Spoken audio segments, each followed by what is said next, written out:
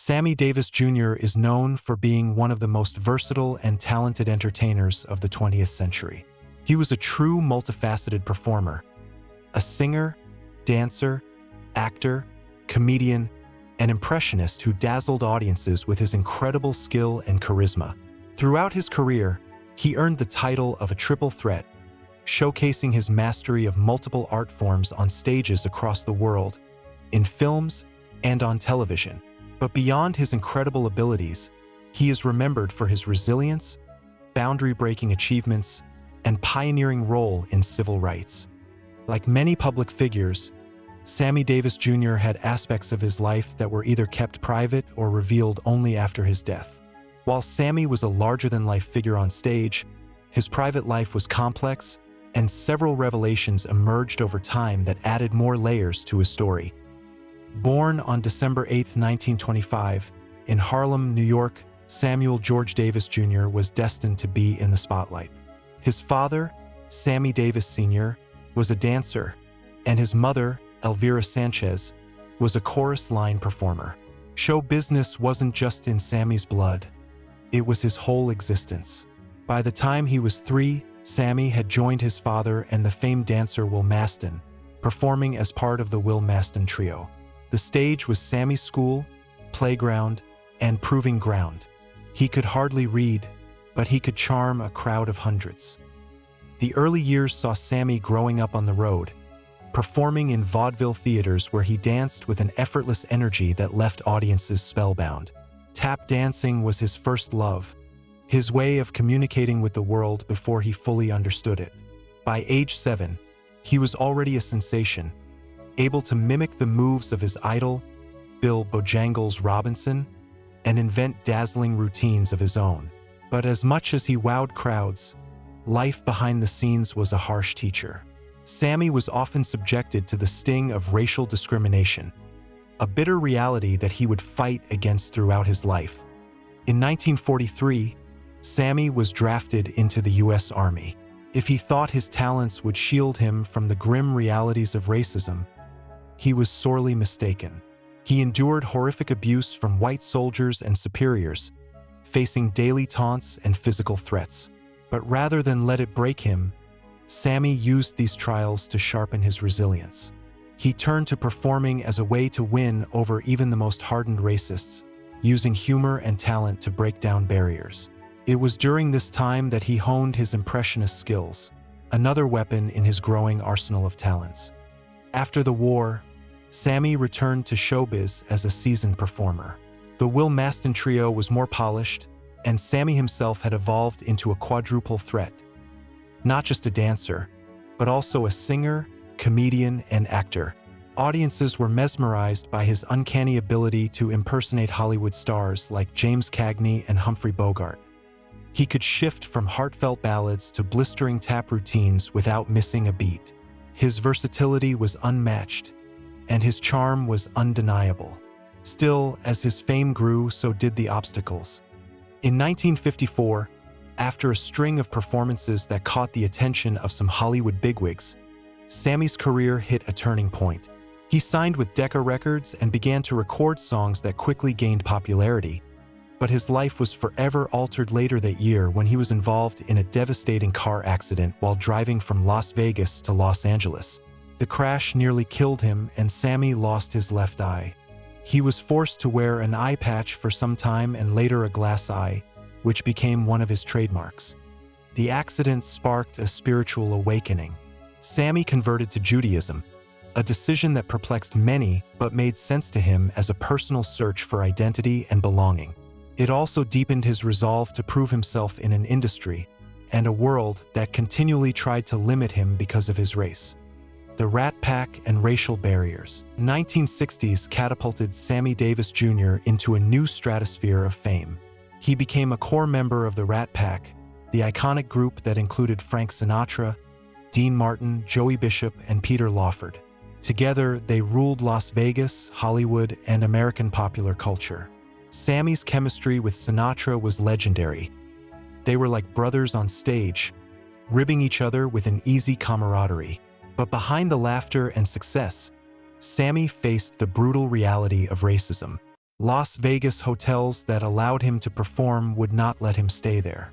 He often had to enter through the back doors of the venues where he headlined. Through sheer talent and force of will, Sammy broke down these barriers, becoming the first black performer to stay in the hotels where he played. The Rat Pack's swagger and rebellion against social norms helped loosen the grip of segregation in show business, and Sammy, with his sharp humor and undeniable presence, was at the forefront of that change. Political activism and controversy. Sammy's personal life was as complex as his career. In 1957, Sammy Davis Jr. found himself embroiled in a dangerous love affair with actress Kim Novak, a rising star under contract with Columbia Pictures. Their romance might seem like just another Hollywood fling, but there was one problem. Kim Novak was white, and in 1950s America, interracial relationships, especially in the public eye, were seen as scandalous, even dangerous.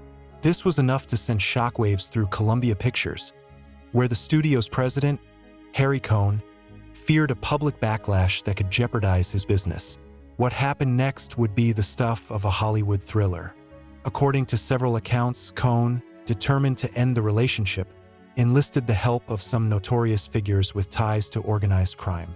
One version of the story suggests that Cohn called upon racketeer John Rosselli to send Sammy a chilling message. Rosselli didn't mess around. Instead of a polite warning, he had Sammy kidnapped for a few hours to drive home the seriousness of the situation. Imagine the fear and confusion Sammy must have felt, all for falling in love with the wrong person.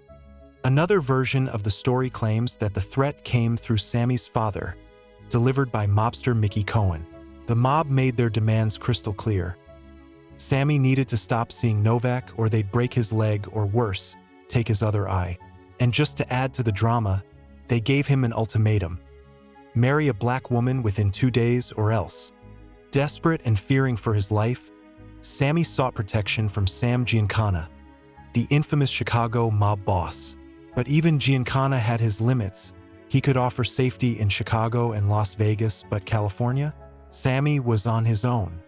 In a bid to save himself from the mob's wrath, Sammy hastily married a black dancer named Lorraine White in 1958. Now, this wasn't a marriage made out of love. It was pure survival. Sammy had previously dated White, but this was all about protecting himself from violence. The details of their arrangement were cold and transactional.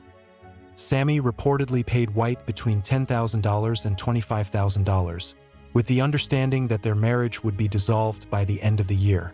It was a marriage on paper, not in practice. But the weight of the situation pushed Sammy to his breaking point. On his wedding night, he became heavily intoxicated and, in a fit of despair, tried to strangle Lorraine. Later, his personal assistant, Arthur Silber Jr., found Sammy in his suite with a gun to his head, sobbing, "Why won't they let me live my life?" It was a heartbreaking moment that revealed just how trapped and tormented Sammy felt by forces beyond his control. The marriage was never really a marriage. Sammy and Lorraine never lived together, and by September 1958, divorce proceedings were underway. By April 1959, the union was officially over. And then, as if that chapter wasn't dramatic enough, Sammy dove into another short but intense relationship with actress Nichelle Nichols, who would later become famous for her role in Star Trek. Their romance, like so much of Sammy's love life, was filled with passion and turmoil. Sammy's relationships weren't just personal. They were battlegrounds where race, fame, and power collided. His struggle to live authentically, while navigating the dangerous intersections of Hollywood glamour and mob violence, is a poignant reminder of the immense pressures he faced, even off the stage. In 1960, Sammy Davis Jr. made headlines when he married Swedish actress May Britt, shaking up a racially divided America. While interracial marriage was legal in California, 23 other states still had anti-miscegenation laws, and public opinion wasn't much better. Only 4% of Americans supported black-white marriages. Their union wasn't just personal. It was political, drawing intense controversy. As Sammy starred in Golden Boy on Broadway, life mirrored art, with both his character and real life in the spotlight for their interracial relationships. Racist attacks were rampant, and the controversy even cost Sammy a chance to perform at JFK's inauguration. His invitation was rescinded because of his marriage to Brit. Their marriage, though passionate, was fraught with difficulties. The couple had a daughter, Tracy, and adopted 2 sons, but Sammy's devotion to the stage left little time for family.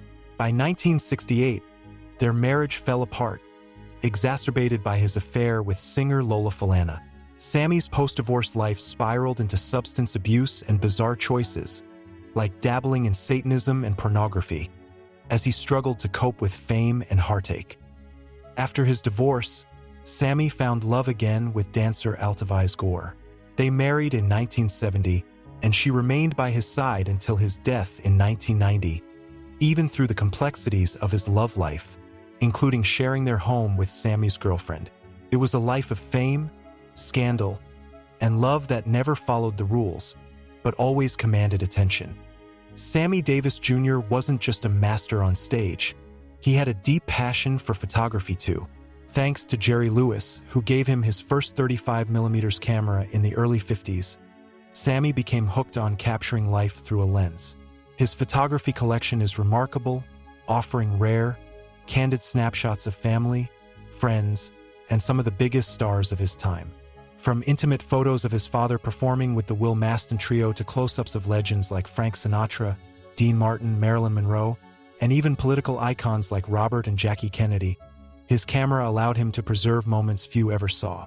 His 2007 book Photo by Sammy Davis Jr. is a testament to his love of photography. Sammy's love for guns was another surprising aspect of his personality. He didn't just collect them, he mastered the art of fast-draw shooting. Friends, including Johnny Cash, marveled at his speed, claiming Sammy could draw and fire a Colt revolver in less than a quarter of a second. He even showed off his fancy gun spinning skills on TV, like on The Rifleman, and starred in westerns where he got to showcase this talent. In a more bizarre chapter of his life, Sammy even dabbled in Satanism. He became a warlock in the Church of Satan, befriending its leader, Anton LaVey. Though he eventually distanced himself from the church, it didn't stop him from continuing to perform satanic rituals, adding yet another intriguing layer to his already colorful life. Sammy Davis Jr. was truly a man of many talents and surprises, from the stage to the darkroom to the fast-draw competitions. His life was anything but ordinary. Sammy's political leanings were not always straightforward. He faced backlash for publicly supporting Richard Nixon in 1972, a move that confused many of his fans and fellow activists. Sammy, ever the maverick, was unbothered by the criticism, insisting that his decisions were his own and that he would not be boxed in by other people's expectations.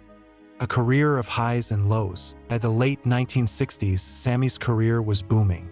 He conquered Broadway with performances in Golden Boy and became a fixture on television variety shows. He scored one of his biggest hits with the song The Candy Man in 1972, a sugary pop tune that became an unexpected anthem of the era. Despite its lightweight feel, the success of the song proved that Sammy could adapt to the times and keep his career fresh. Sammy was also a prolific actor. He appeared in films like Porgy and Bess, 1959, Ocean's 11, 1960, and Robin and the Seven Hoods, 1964, always showcasing his unique blend of charisma and skill. In 1966, he starred in his own variety show, The Sammy Davis Jr. Show, breaking another racial barrier as one of the few black entertainers to host a television program in that era. In the 1980s, Sammy's health began to decline, but he never lost his passion for performing. He reunited with Sinatra and Dean Martin for the 1987 Rat Pack reunion tour, bringing nostalgia to audiences who had seen them in their heyday. Despite the toll that years of smoking and performing had taken on his body, Sammy's showmanship remained unparalleled. In 1990, Sammy Davis Jr. was diagnosed with throat cancer. Ever the fighter, he continued to make appearances and perform for as long as he could, but the disease ultimately claimed his life on May 16, 1990. His death marked the end of an era, but his legacy as one of the greatest entertainers in history lives on. struggles with addiction. One of the secrets that became more widely discussed after Sammy's death was his long struggle with substance abuse, particularly alcohol and cocaine. In the high-pressure world of show business, it wasn't uncommon for performers to turn to drugs and alcohol to cope with the demands of fame and the personal difficulties they faced.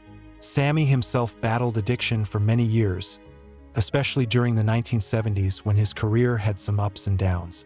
This was something he largely kept out of the public eye while he was alive, but it became more openly discussed after his passing. His cocaine use, in particular, was revealed to be a significant issue during his later years, as he tried to keep up with the frenetic pace of performing and dealing with personal struggles. Financial difficulties. Despite his fame and success, it was later revealed that Sammy had severe financial troubles toward the end of his life. His lavish lifestyle, combined with poor financial management and legal issues, left him in debt when he passed away.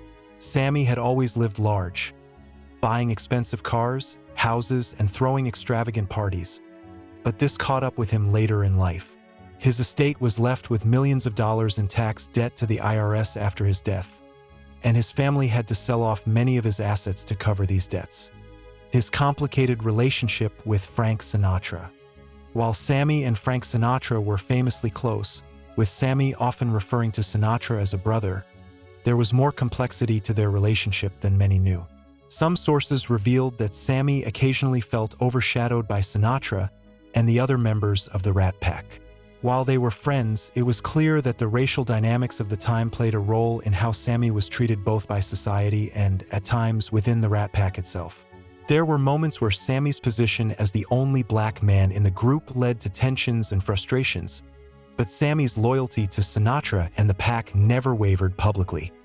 Involvement with Satanism. One of the more unusual revelations about Sammy came after his death, when it was reported that he had dabbled in Satanism in the late 1960s and early 1970s. Sammy was known for his curiosity and willingness to explore different spiritual and religious practices. At one point, he became involved with Anton LaVey, the founder of the Church of Satan. Sammy reportedly attended some of the group's gatherings, but it seemed to be more of a brief flirtation with the philosophy, as he was known to joke about it in interviews. His connection to Satanism was never deeply serious, and he later dismissed it as just another curiosity in his wide-ranging quest for meaning and belonging. Secret child. Another posthumous revelation was the claim by a woman named Tracy Davis that she was Sammy Davis Jr.'s biological daughter. Tracy's mother, dancer and actress Mae Britt, was married to Sammy for several years. However, despite being married to Mae Britt when Tracy was born, Sammy initially did not publicly acknowledge her as his child. It was only later in life that Tracy became more publicly recognized as Sammy's daughter. Their relationship, as revealed by Tracy herself, was complicated but filled with affection. After his death, Tracy published a memoir, Sammy Davis Jr., My Father, which provided insight into her father's private life and their personal struggles. While Sammy Davis Jr. was known for his incredible public persona, these revelations show that, like many celebrities, his private life was filled with complexities, struggles, and secrets that he kept hidden from the limelight. His life was not only a story of extraordinary talent and success, but also one of personal challenges and a continual search for identity and acceptance.